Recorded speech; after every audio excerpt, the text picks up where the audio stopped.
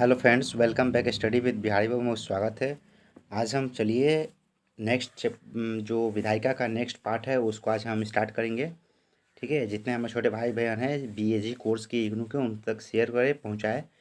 हम पूरी कोर्स लेकर चल रहे हैं, क्वेश्चन आंसर भी लाएंगे। ठीक है, तो चलिए आज विधायिका जो हम लोग ऊपर में हम लोग पढ़े थे कल, विधायिकी प्रक्रिया वो हम कर चुके हैं। ठीक है, और आज हम स्टार्ट करेंगे धन विधायक। ठीक है, आज हम कोशिश करेंगे आज ख़त्म कर दे ये यूनिट। ठीक है, चलिए शुरू करते हैं। पहला जो है आज हम 7.4 में पढ़ेंगे। ठीक है, धन विधायक। ठीक है, चलिए यह वित्त विधायक वह है जिसका संबंध राजस्व एवं व्यय से है। ठीक है, राजस्व और व्यय खर्चे जो पैसा वगैरह राजस्व होता है उसका विधायक जो धन विधायक से है, कितना पैसा कहाँ कैसे लगेगा वो इस सबके धन विधेयक में ही आता है, धन के डेबिट में आता है। ठीक है, जो करेंसी है। ठीक है, चलिए लेकिन धन विधेयक वित्त विधेयक नहीं है। ठीक है, जो धन विधेयक है वो वित्त विधेयक नहीं है, इसको आपको थोड़ा सा याद रखना पड़ेगा। ठीक है, संविधान का अनुच्छेद 110 में यह कहा गया है कि कोई भी विधेयक तब तक धन विधेयक नहीं माना जा सकता जब तक कि इसे लोकसभा अध्यक्ष प्रमाणित ना कर दे।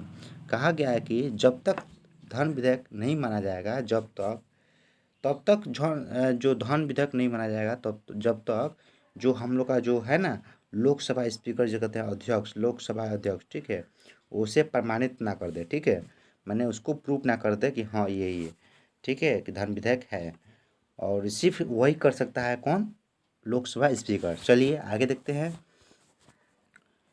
आगे हम इसमें पढ़ेंगे कि धन विधेयक राज्यसभा में प्रस्तुत नहीं किया सकता। आपको बताया गया था पिछले क्लासों में, कई बार बताया गया है कि जो सिर्फ लोकसभा में ही प्रस्तुत की जाती है। ठीक है, चलिए आगे देखते हैं। एक बार धन विधेयक लोकसभा द्वारा पारित कर दिया जाए तो फिर इसे राज्यसभा में भेजा जाता है। ठीक है, अगर लोकसभा अगर पास कर दे, एक बार में वो इसको पास कर देता है तो राज्यसभा में भेजा जाता है। ठीक है, भेजा जाएगा उसमें। राज्यसभा धन विधेयक को खारिज नहीं कर सकती। ठीक है, उसके पास पावर नहीं है, धन विधेयक को खारिज नहीं कर सकती। ठीक है, इसको आप याद रखना पड़ेगा। चलिए राज्यसभा का 14वें दिन के अंदर ही धन विधेयक को वापस लोकसभा को भेजना पड़ता है। ठीक है, वहाँ पर जितने जो कार्य होते हैं साइन वगैरह सब करके उनको लोकसभा को वापस भेज दिया जाता है। ठीक है,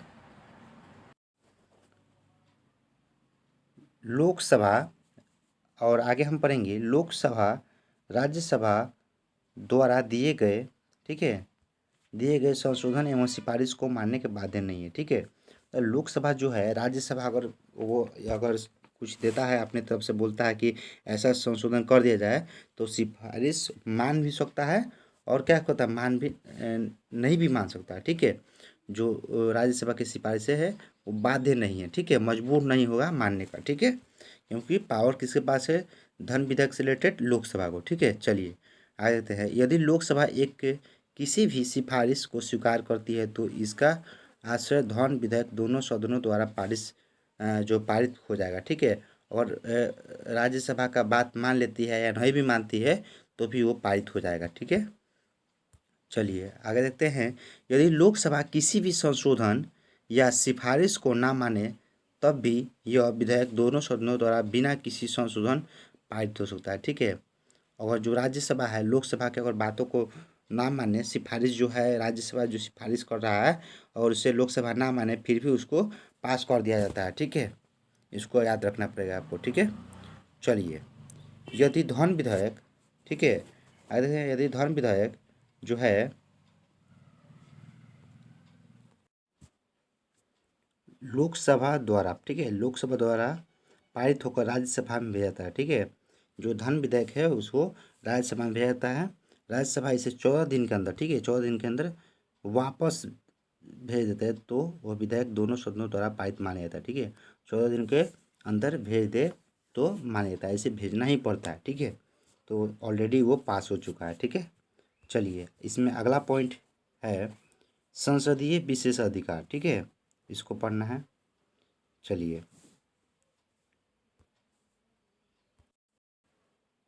7.5 में हम देखेंगे संसदीय विशेष अधिकार। ठीक है, संसदीय का विशेष अधिकार क्या है। ठीक है, जो सांसद है उसका विशेष अधिकार क्या है, ठीक है। चलिए पढ़ते हैं। संसदीय विशेष लाभ या विशेष कार्य कुछ ऐसा अधिकार नहीं है, ठीक है ना, उस लाभ के हिसाब से कोई ऐसा अधिकार नहीं है, ठीक है। चलिए आगे देखेंगे। जो सदन के सदस्य को प्राप्त है, यह अधिकार सांसद के सदस्यों को कुशलतापूर्वक कार्य करने की गारंटी देता है, ठीक है।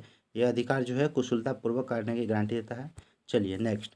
सांसद के सांसद के जो सदस्य हैं, दो प्रकार के विशेष अधिकार प्राप्त है उनको, ठीक है। चलिए इसको देखते हैं। एक प्रगणित और एगो अप्रगणित अधिकार है, ठीक है। चलिए इसे हम प्रगणित पहले पढ़ते हैं, इसको क्या है, ठीक है। चलिए इसमें एक नंबर में है जो है, सांसद के दोनों सदनों में सदस्य को बोलने की आज़ादी है, ठीक है। जो सांसद के जो सदस्य हैं उन्होंने एक नंबर जो है उनको बोलने की आज़ादी तो है, एक नंबर याद रखिएगा को। दूसरा है, सांसद में या उसकी किसी समिति में किसी सदस्य द्वारा कही गई बात या किए गए किसी मत के संबंध में सांसद सदस्य के विरुद्ध किसी अदालत को कोई कार्रवाई नहीं की जा सकती, ठीक है। अगर वो काउंटर क्वेश्चन करता है तो उस पर कोई तरह का कोई भी ये कार्रवाई नहीं की जाएगी, ठीक है। क्योंकि उनको सवाल पूछना है और सवाल देने वालों को जवाब देना, जो मंत्री है उनको देने पड़ते हैं, ठीक है। चलिए आगे देखेंगे। तीसरा नंबर क्वेश्चन है, किसी सदन के प्राधिकार, ठीक है, प्राधिकार द्वारा उसके अधीन किसी रिपोर्ट, पत्र, मतों एवं कार्रवाइयों, ठीक है, इतने हैं, रिपोर्ट है, पत्र, मत, कार्रवाई हैं, के प्रकाशन के संबंध में भी कोई इस प्रकार की उत्तरदायी नहीं होगा, ठीक है। और कोई भी मत भी कहीं भी दे दे या कार्रवाई या पत्र किसी रिपोर्ट दे दे, ठीक है, तो उससे कोई कार्रवाई नहीं हो सकती है, ठीक है। उनका विशेष अधिकार है सांसद का, ठीक है, ठीक है, जो लोकसभा से जीत के आते हैं। चलिए आगे देखते हैं। किसी भी दीवानी मामलों में गिरफ्तार से छूट मिलती है, ठीक है। अगर मान लीजिए दीवानी जो केस होता है बहुत दिनों तक चलता है, ठीक है, जल्दी नहीं टूटता है, तो उनमें क्या है, मान लीजिए आप नेता हैं तो दीवानी केस में क्या होता है कि यदि सत्र चल रहा है, ठीक है, तो 6 महीने पर जो सत्र चलता है, विंटर एवं समर, जो सत्र चलता है उसमें 40 दिन पहले, अगर मान लीजिए आपका कुछ केस चल रहा है तो सत्र स्टार्ट होने से पहले 40 दिन पहले और 40 दिन बाद तो गिरफ्तारी नहीं होगी, आपको छोड़ दी जाएगी, ठीक है, गिरफ्तारी नहीं हो सकती है। चलिए आगे जाते हैं। किसी भी कोर्ट में गवाह के रूप में छूट मिलती है, ठीक है। और आपको गवाह लेना है तो कोर्ट आपको छूट देगा, ठीक है। चलिए आगे देते हैं। प्रगणित अधिकार वो है जिसमें कोई भी सदस्य यदि सांसद की अवमानना करता है तो सांसद को यह शक्ति है कि उसके विरुद्ध कड़ी कार्रवाई करे, ठीक है। कहने का मतलब है किसी भी सांसद का अवमानना करता है, बेइज्जती करता है, तो क्या होगा कि उसके विरुद्ध कार्रवाई भी कर सकते हैं, ठीक है। चलिए आगे देखते हैं। 7.6 में कार्यपालिका पर नियंत्रण के संसदीय उपाय, ठीक है। कार्यपालिका पर नियंत्रण कैसे दी जाती है उसको पढ़ेंगे 7.6 का। चलिए, सांसद का एक महत्वपूर्ण कार्य कार्यपालिका नियंत्रण करना, ठीक है।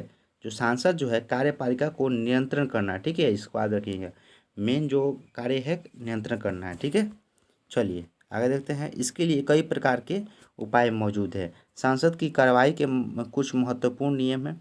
पीठासीन अधिकारी प्रश्नकाल का निर्देश देते हैं, ठीक है। क्या जो चेयरमैन तो प्रश्नकाल का निर्देश देते हैं, जो प्रश्न पूछते हैं। प्रश्न पूछना किसी भी सदस्य का संसदीय अधिकार होता है, इसको भी याद रखना है। प्रश्न पूछ सकते हैं, उसका संसदीय अधिकार है, ठीक है। चलिए, चाहे वो किसी भी पार्टी का हो, ठीक है, प्रश्न पूछने के पीछे किसी भी सदस्य का उद्देश्य प्रशासन की कमियों को बताना है, ठीक है। और जो ऑपोजिशन होता है तब ना बताएगा कि हाँ क्या कमी है, तो उसको सुधारेगा सब है। चलिए, सरकार को सही नीति, ठीक है, सरकार को सही नीति अपनाने को मजबूर करता है, ठीक है। जो अपोजिशन पार्टी होता है सही क्या है उनको बताना है, ठीक है, यही मूल जो है कर्तव्य है उनका सांसद का, अपोजिशन पार्टी का, ठीक है। चलिए, यदि नीति पहले से ही बनी हो तो उसमें उचित संशोधन भी कर सकता है, ठीक है। और जो अपोजिशन पार्टी है उनको कह भी सकता है कि थोड़ा सा इसमें संशोधन कर दीजिए, ठीक है, उनको आगाह कर सकता है, ठीक है। चलिए आगे देखते हैं।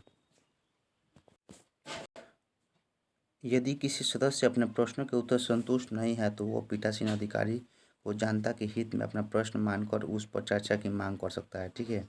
और किसी को भी अगर वो उत्तर से संतुष्ट नहीं है तो वो मांग कर सकते हैं स्पीकर से इस पर चर्चा की जाए। पीठासीन अधिकारी बैठक के अंत में आधे घंटे पहले चर्चा की अनुमति दे सकते हैं। ठीक है, चलिए आगे देखते हैं।